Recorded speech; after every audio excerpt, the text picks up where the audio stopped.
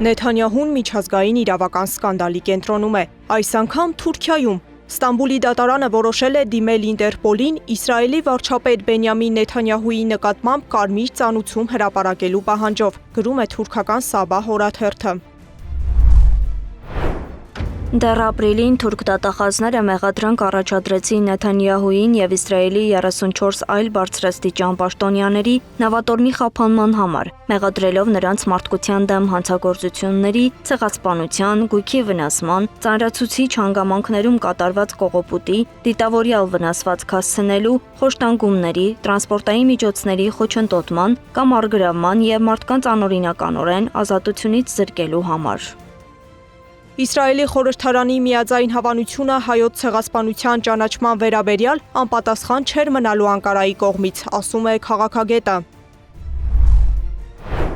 Թուրքիան փորձում է պատասխան քայլերի միջոցով հնարավորինս կառավարելի դարձնել Իսրայելի կողմից հնարավոր ձեռնարկող գործողությունների ապագայում Թուրքիայի նկատմամբ։ Ակնկալել առնվազն, որ այսպես քրեական կամ դատավարական լուրջ հետևանքներ կարող է ունենալ, այսօրվա աշխարհաքաղաքական իրողությունների պայմաններում ես կարծում եմ չափազանց քիչ հավանական է։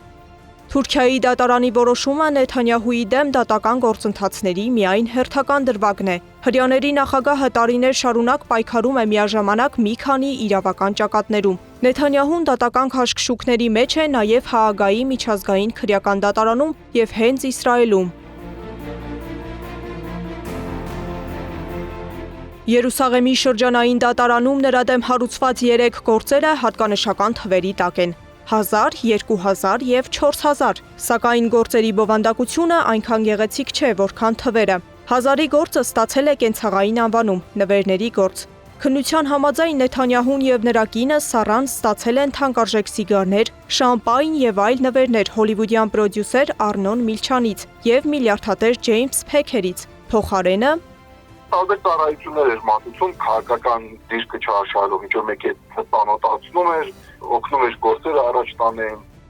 Գաղտնի հանդիպումներ ու կապեր, պաշտոնի չարաշահում։ 2000-ի գործի քննությունը պարզել է, որ Նեթանյահուն թերթի սեփականատեր Արնոն Մոզեսի մրցակից թերթերին մաքրել է ճանապարհից, փոխարենը ստացել է իր մասին դրական լուսաբանում։ Խոսքը 2015-ի ընտրության նախաշեմի մասին է։ Նախագահի թեկնածուին դրական իմիջի ստեղծում էր պետք։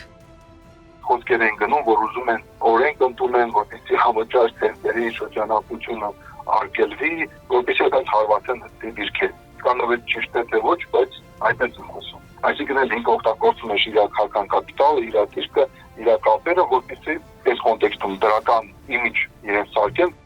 4000-ի գործը գրեթե նույնն է։ Ըստ մեղադրանքի նախկինում կապի նախարար Նեթանյահուն աջակցել է հեռահաղորդակցական ընկերությանը, իսկ դրա դիմաց ակնկալել է իր ընտանիքի համար դրական լուսաբանում Վալա լրատվականում։ Այս գործերը մինչև հիմա շրջանառվում են դատարաններում եւ ընթացքի մեջ են։ Եթե սրանք նախկին ընտրություններում դրական իմիջ ձևավորելու համար էին, հիմա Նեթանյահուն բախվել է ավելի ծանր հասարակության դատին։ Ըստ տասնամյակներով ձևավորված համակարգի Իսրայելում անվտանգային խնդիրների ժամանակ ստեղծվում են հատուկ հանձնաժողովներ, որոնք ուսումնասիրում են հնարավոր խնդիրները։ Ամենից վտանգավորը իսրայելագետը հենց սա է համարում։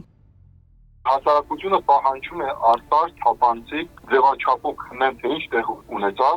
ինչու այդպիսի ձախողում էր հակահետախուզական 1000, 4000, իրենք ազդում էին նախորդ ընտրական փուլում իսկ ասել։ Հիմա այո, իրենք էլի դիսկոմֆորտ են ստեղծում, բայց ավելի լուրջ ազդեցություն իր դիրքերին այս նախընտրական փուլում ունեն այս անվտանգության հետ եւ պատերազմի հետ կապված հարցեր։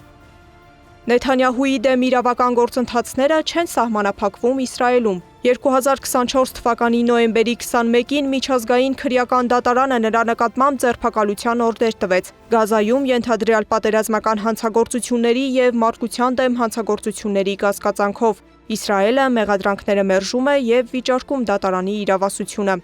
Սեդա Գյուրեղյան, Նոնա Գևորգյան, ABC Media։